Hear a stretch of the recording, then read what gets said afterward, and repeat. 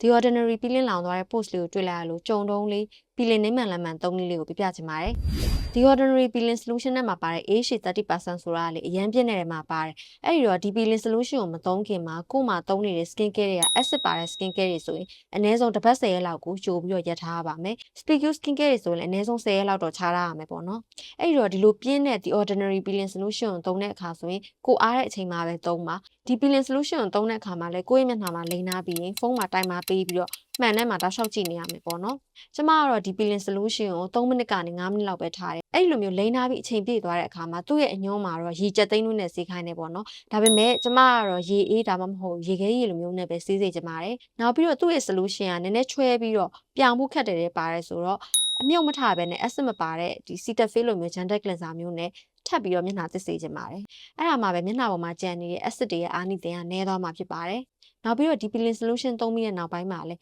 moisturizer နဲ့ sunscreen ကိုနေ့တိုင်းကိုလိမ့်ဖို့မမေ့ပါနဲ့။ကဲ၍ကိုယ့်ရဲ့အပြားပါပြီးတော့ sensitive ဖြစ်တယ်ပါတယ်ဆိုရင်တော့ဒီလိုပြင်းတဲ့ peeling solution တွေအစားကျမကတော့ဒီ AHA 5 to 7% လောက်ပဲပါတဲ့ essence တို့ toner တို့ကိုပဲတစ်ပတ်မှာတစ်ချိန်ဒါမှမဟုတ်2ချိန်ကိုရချပြီးတော့သုံးစေချင်ပါတယ်